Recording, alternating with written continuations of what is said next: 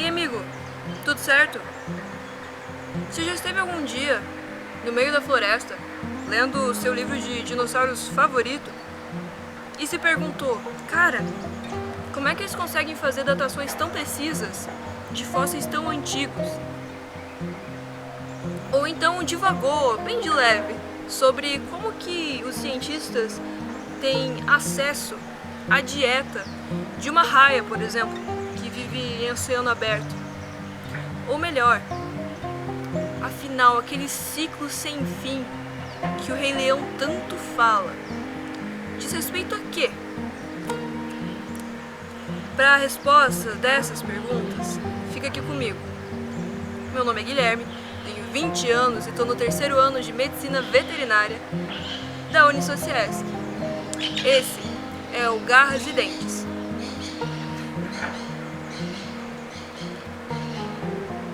E é um episódio muito especial, porque hoje, isso que você está vendo ou ouvindo está sendo transmitido pelo YouTube ou pelo seu agregador de podcasts favorito.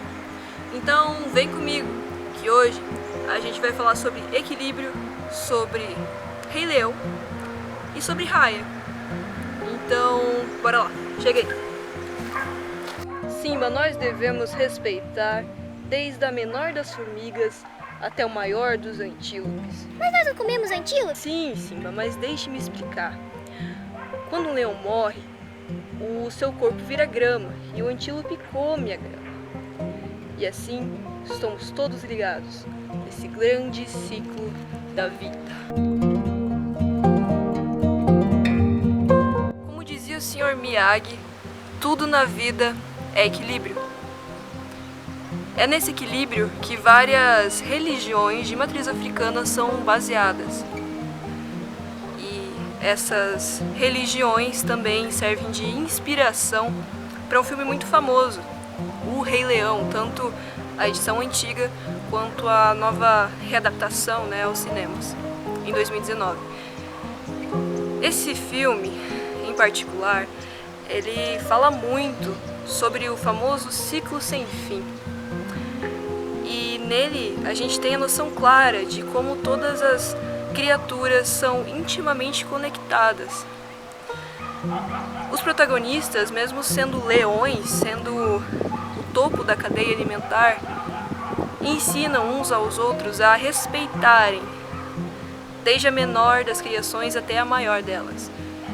E essa noção, se fosse aplicada nos dias de hoje, talvez mudasse bastante coisa no que diz respeito à nossa relação com os seres vivos.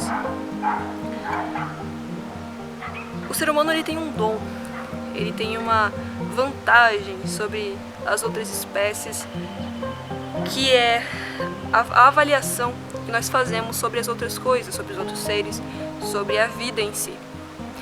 Essa capacidade de discernimento muitas vezes é negligenciada, no sentido de que ela não é usada em toda a sua amplitude. Veja bem, como seres humanos, nós podemos compreender todos os ciclos que nos cercam, que participam da manutenção do equilíbrio entre todas as vidas e todos os organismos. Porém, muitas vezes, essa compreensão é deixada de lado, é negligenciada e nos impede de avançar na conservação de espécies. O que tudo isso eu quero dizer que significa? Significa que se a gente pode entender, se a gente pode conhecer como algo funciona, porque a gente também não pode estudar maneiras de protegê-las. A gente tem vários cientistas estudando a dieta de uma raia em alto mar, como eu citei, ou tantos outros animais, tantos outros ciclos biogeoquímicos, que a gente tem uma noção exata de como que a gente impacta esses seres diretamente, ou às vezes indiretamente. Essa noção, ela não deve ser só sabida, ela deve ser aplicada no sentido de proteção mesmo, proteção da manutenção de todos esses ciclos e da diminuição da interferência humana neles. Ciclo biogeoquímico. Caramba, que nomão! O que será que isso quer dizer? Tem uma coisa que se chama etimologia, que é o estudo da origem das palavras. E esse estudo das linguagens e como elas foram formadas e de quais linguagens a nossa deriva é fascinante, porque a gente consegue usar toda essa informação para investigar o que afinal uma palavra como bio, geoquímico quer dizer. Na veterinária e nos campos da biologia, a etimologia pode ser aplicada no próprio nome científico dos animais ou das plantas. Geralmente, os autores, as pessoas que vão dar o nome para o bicho, eles querem dizer alguma coisa com o nome científico que eles vão dar. E estudando aquela palavra, você consegue ter um jeito aí mais fácil de lembrar porque aquele animal é chamado daquele jeito. Mas ela também pode ser usada aqui hoje pela gente para entender um pouquinho mais sobre o que afinal diz respeito os ciclos biogeoquímicos. Esse nome grandão, no final, tem sim um propósito. Quer dizer pra gente o que todos esses ciclos vão ter em comum. Bom, você tem bio, que é vida, geo, que é terra, e químicos, que são as próprias reações químicas. Todos esses elementos que eu vou falar pra vocês hoje, eles têm que ter um reservatório na terra, seja sedimentar, entre uma série de outros fatores, e também um reservatório biológico, um reservatório, uma fase em que ele fica armazenado dentro de um ser vivo, seja um animal ou uma planta.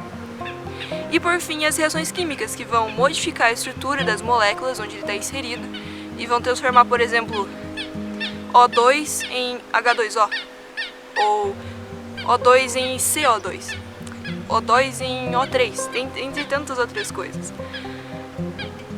Aqui a gente consegue entender melhor sobre o que diz respeito, afinal, essa matéria. Sobre os ciclos, sobre esse grande passeio que os elementos fazem dentro e fora dos organismos vivos, se sedimentando e depois se incorporando a outros elementos e assim participando desse ciclo sem fim que a gente conhece tanto e que a gente vai discutir aqui hoje. A gente pode começar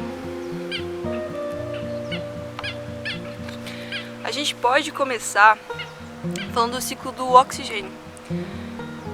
Quando se fala em oxigênio, a primeira reação que as pessoas têm é pensar: é o ar que eu respiro. Mas será mesmo? No que diz respeito à concentração, na verdade, o nitrogênio chega aqui e rouba um pouquinho a cena, porque ele pode compor até 80% do ar atmosférico. E mesmo que componha tanto assim o ar que a gente respira, vai ser o oxigênio, que vai participar de uma série de processos para a formação do ATP, por exemplo. Todo mundo conhece o caminho, que o oxigênio faz, que ele entra pelas nossas narinas, vai até os nossos pulmões, se dissemina pelo corpo, irriga cada célula, seja pela difusão que for, e consegue assim participar no ciclo de Krebs, tão temido pelas pessoas que fazem bioquímica, mas que na verdade só quer dizer que aquele oxigênio vai passar por uma série de transformações até virar a adenosino trifosfato, o ATP, que vai possibilitar para as formas de vida aeróbicas uma série infinita de ações, como falar aqui para uma câmera, voar no caso desses quero-queros, ou andar, qualquer coisa que você possa imaginar. Veja, o ozônio ele é tóxico para o nosso trato respiratório, ele pode causar lesões, irritações e consequências bem severas a longo prazo, e até mesmo a curto, se você for exposto diretamente a esse gás. E por isso é muito bom que ele esteja a 30 km de altura, no que é chamada de ozonosfera. A ozonosfera é o que vai proteger a gente dos raios ultravioleta do Sol. E vão ser justamente esses raios que vão culminar na formação de ozônio.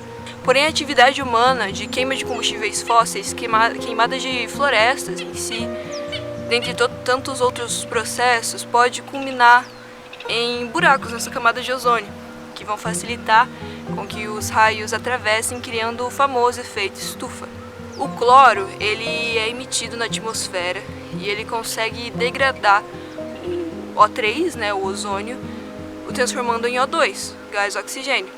Veja, eu andei um pouquinho hoje, é por isso que eu tô vermelho e é por isso que eu tô ofegante.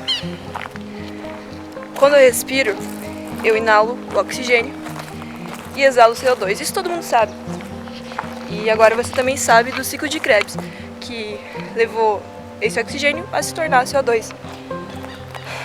Então, o CO2 que eu exalo aqui na minha respiração vai para onde? Bom, justamente para ali, para as plantas. Fofíssima, né? Como a natureza é bonita. Bom, pode não parecer muito, mas ela está respirando ativamente.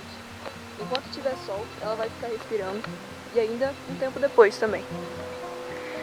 Esse CO2 que eu estou exalando aqui com a minha respiração, ele vai participar ativamente da respiração delas. Ele vai se incorporar na estrutura delas, vai ser absorvido e depois vai ser liberado como oxigênio. Então, esse ciclo ele continua. Você aí mesmo, você vai morrer. Se você não sabia disso, me desculpa de contar dessa forma, mas chega até a ser poético se a gente for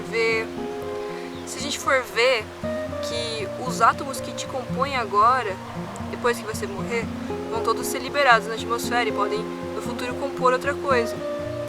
Isso é até bonito de se pensar. Que mesmo depois de mortos, nós ainda continuamos vivendo nas coisas. E já que a gente está falando do gás carbônico, a gente pode começar a falar um pouquinho do ciclo do carbono na natureza.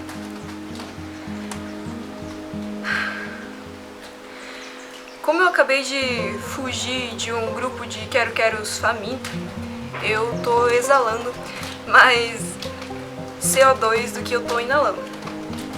Oxigênio. E isso leva a um desbalanço de pH no meu organismo. Eu vou explicar. O nosso balanço homeostático, que é aquele equilíbrio que eu já falei tanto, ele tem uma série de mecanismos no nosso corpo que eles vão tentar sempre caminhar para essa homeostase. Um desses sistemas é o sistema tampão, que vai regular o nosso pH do nosso sangue.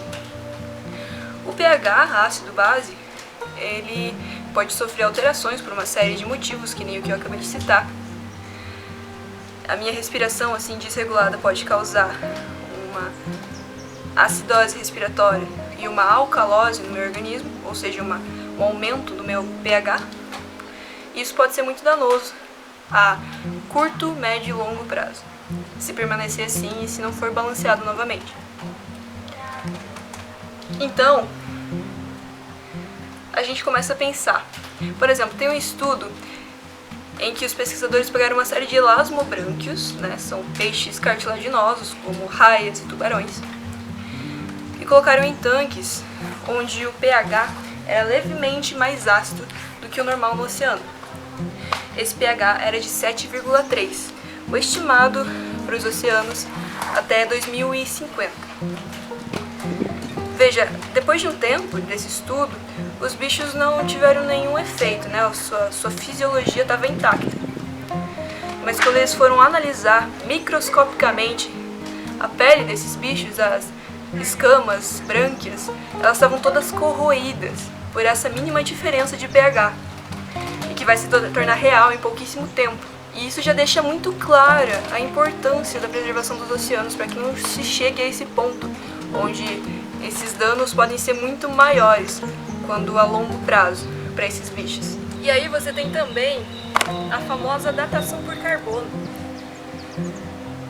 Veja como é que os cientistas conseguem ter uma noção de quanto tempo atrás viveu um determinado fóssil, por exemplo. Qual foi a última vez que o galho dessa árvore viu a luz solar? E aí que entra o carbono 14. Veja, sendo muito simplório, existem isótopos do carbono, tipos de carbono, que são estáveis e que são instáveis, ou seja, decaem com o passar do tempo. Esse decaimento desses isótopos instáveis, que pode ser radioativo às vezes, na maioria das vezes a gente consegue medir a velocidade desse decaimento. Nós já temos dados concretos de que o carbono 14 decai 50% em 7.530 anos. Então, se você tem uma amostra de um fóssil, você colhe um pedaço dessa amostra e avalia ela para ver o quanto de carbono 14 ainda tem nessa estrutura. Se tiver 50% do valor total, a gente já pode dizer que, como eu acabei de falar, ele tinha 5.730 anos. E se esse valor de carbono tiver pela metade, a gente também já pode, obviamente, concluir que esse elemento que você está estudando, ele tem o carbono ali incorporado na sua matéria há 11.460 anos. Se você tiver 25%, e assim vai, né? Então, é assim que a gente consegue ter a datação tão precisa de vários fósseis recentes. Porém, o carbono 14 ele é um pouco limitado no que diz respeito a tempo, já que a meia-vida dele, que é esse decaimento em 50% de cada vez, ele tem um período relativamente curto. Pra gente parece bastante, são 5.000 anos, mas que na verdade, contando em escala geológica, contando desde da pré-história, isso se torna um sopro. Então, você vai ter outros elementos que vão auxiliar na pesquisa, na busca desses cientistas pela idade precisa do fóssil. E o carbono 14 aqui eu só dei como um exemplo porque ele está inserido aqui no que a gente está conversando. Mas você tem argônio, dentre tantas outras datações que podem ser feitas pelos paleontólogos. E aí você tem o nitrogênio também. Por exemplo, quando a gente nasce, nosso trato respiratório, nossos pulmões, eles nunca tiveram contato com o ar antes. A gente estava dentro da barriga da nossa mãe. Esse primeiro contato, a primeira vez que você respira e enche os pulmões de ar, eles vão literalmente se abrir. Antes, o nosso trato respiratório, a nossa traqueia e nossos pulmões estavam todos fechados, como se fossem grudados mesmo. Nessa primeira respiração, eles se enchem, e esse enchimento pode doer às vezes. Isso talvez explique porque os bebês choram tanto quando nascem. Mas o nitrogênio, depois de algum tempo, depois que a gente já está respirando mais e mais, ele vai auxiliar na manutenção mesmo desse enchimento nos nossos pulmões. Ele vai impedir, em palavras mais técnicas, os nossos pulmões de colabarem. Isso é fantástico, é por isso que a gente tem essa disponibilidade toda de nitrogênio na atmosfera, muito maior do que de oxigênio, por exemplo. O nitrogênio, ele vai estar envolvido também em vários processos do nosso organismo e da decomposição dos organismos orgânicos. É até engraçado falar organismo orgânico, mas dos compostos que vão ser orgânicos, que vão ter vida. Então, nesse sentido, o nitrogênio ele vem a ser fundamental para a nossa própria respiração. Então ele está diretamente ligado a gente, a nossa vida. Todo dia você tem contato com o nitrogênio e você não sabe. E você ia achando que ele só servia como fertilizante. Bom, o nitrogênio ele também pode ser aplicado no que diz respeito a interesses zootécnicos. Ele pode ser aplicado na pecuária. A quantidade de nitrogênio que você vai ter no pasto das vacas leiteiras ou de corte, né, que vão dar carne, essa quantidade de nitrogênio ela pode influir diretamente na quantidade de nitrogênio que você aí consome, porque todos esses resíduos nitrogenados vão estar presentes no leite, na carne, nos ovos, em todos os alimentos derivados de origem animal. Tudo isso passa para frente nesse sentido. O nitrogênio, ele vai ser um componente fundamental dos próprios aminoácidos que eu já citei. Os aminoácidos, eles vão ser formados de um radical livre, um hidrogênio livre também solto, um átomo de hidrogênio, um grupo carboxila, que daí envolve o carbono, e um grupo amina, que vai ser justamente aí onde vai estar o nitrogênio. Então só aí a gente já vê a importância que esse gás tem na nossa vida. Tudo aqui é muito importante e é por isso que eles existem, por isso que esses ciclos existem, para manter a nossa vida como ela é, como a gente conhece. E é por isso que isso é tão fascinante, porque tudo que a gente vê acontecendo ao nosso redor, na verdade, tem um motivo. Que são todos esses ciclos que ajudam na manutenção da nossa vida como ela é. Esse ciclo do nitrogênio, ele vai contar com uma série de reações que vão ter nome, que vai ser a nitrificação, a desnitrificação e a fixação desse próprio nitrogênio na terra, por exemplo, ou incorporado a alguma proteína animal. E assim o ciclo segue em frente.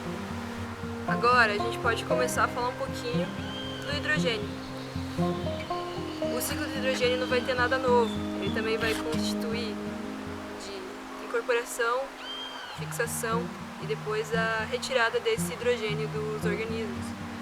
O hidrogênio, ele tem participação mais do que ativa no ciclo da água, que todo mundo conhece, onde ela condensa e depois chove e ela volta para a terra.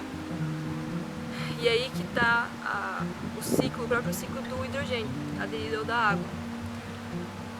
O hidrogênio, ele vai estar na atmosfera e depois ele vai constituir a água, e a água vai ser ingerida pelos seres vivos, os seres vivos vão urinar ou vão morrer, e essa água vai ter outros caminhos até se tornar um gás novamente.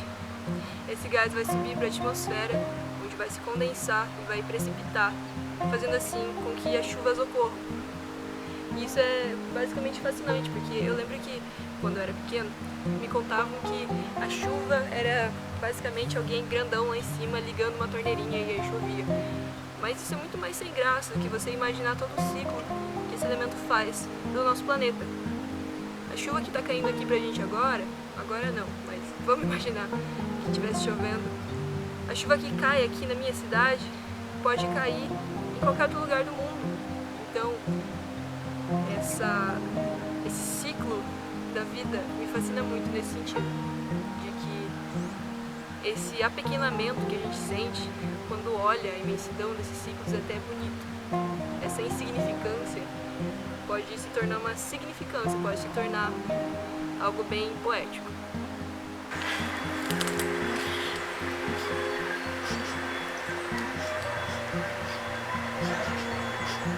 Gente,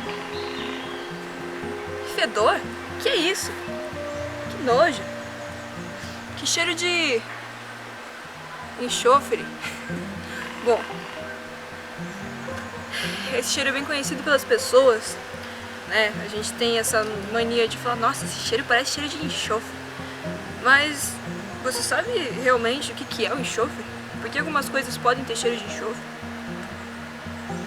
Bom, esse elemento, o ciclo dele vai estar bem mais relacionado com elementos geoquímicos, porque ele vai ter participação, é claro, nos organismos vivos, mas a sua principal forma de apresentação é por meio de rochas. Ele vai se aderir a essas rochas e essas rochas vão se sedimentar eventualmente.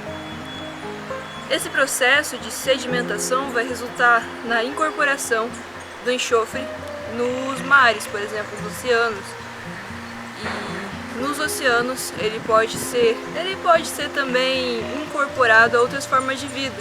E então a cadeia trófica vai se responsabilizar por distribuir esse elemento pelas mais variadas formas de vida. E aí, já que a gente está falando de mar, eu posso aproveitar para falar um pouquinho com vocês de como que é feita a avaliação, o estudo, melhor dizendo, da dieta de uma raia que vive em alto mar. E essa é uma coisa muito interessante que eu descobri inclusive esses dias, então eu tava até esperando pra conseguir finalmente falar disso. Todos os elementos do nosso organismo, eles vão ter essa meia-vida, eles vão ter uma série de fatores que podem ser estudados. Se você coletar um pedaço da minha pele, do meu músculo, você pode muito bem saber do que eu me alimentei nos últimos dias. Vai ver que foi basicamente de folhas. Mas nessas raias, o que foi descoberto, que deixou os cientistas assim, boquiabertos, pelo menos aqueles com os quais eu falei, foi a presença de sementes na alimentação dessas raias, de vida livre. A princípio pensava-se que eles eram estritamente, sabe, só comiam peixes, eram estritamente carnívoros, mas muito pelo contrário. Eles comiam sim vegetação e sementes. Então essa descoberta com certeza auxiliou, né, no estudo do comportamento desses animais. Mas voltando a falar do enxofre, como eu já comentei, o ciclo vai ser basicamente sedimentar, vai ser nas rochas e depois no oceano e nos seres vivos, se incorporando nos seres vivos. Mas esse enxofre também é fundamental se a gente for comparar com o ciclo do fósforo, por exemplo. O fósforo, a exploração dele é muito maior do que a sua, como é que eu posso dizer, a sua volta mesmo para o estado em que ele estava, sedimentar. O fósforo, ele vai ser, né, amplamente explorado e o seu retorno à mesma forma como ele se encontrava é muito baixo. Então isso obviamente causa um desbalanço, um desequilíbrio no que tange as concentrações desse elemento na natureza.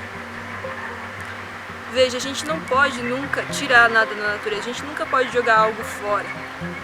Não existe fora. E na natureza não existe desperdício, tudo se reaproveita, tudo se transforma em alguma outra coisa, em algum outro elemento, em alguma outra forma de vida. Então, essa noção deve ser sempre valorizada, preservada e deve ser sempre discutida, deve ser sempre aprendida cada vez mais por nós, seres humanos, para que a gente consiga respeitar todos os seres e não só aqueles que você prefere. Esse foi o Garras e Dentes. O meu nome é Guilherme e eu tô muito feliz de como esse episódio ficou até agora. Eu vejo vocês na próxima. É uma honra pra mim poder ser assistido por você. E até mais. Valeu! São tantos caminhos pra se seguir e lugares pra se descobrir.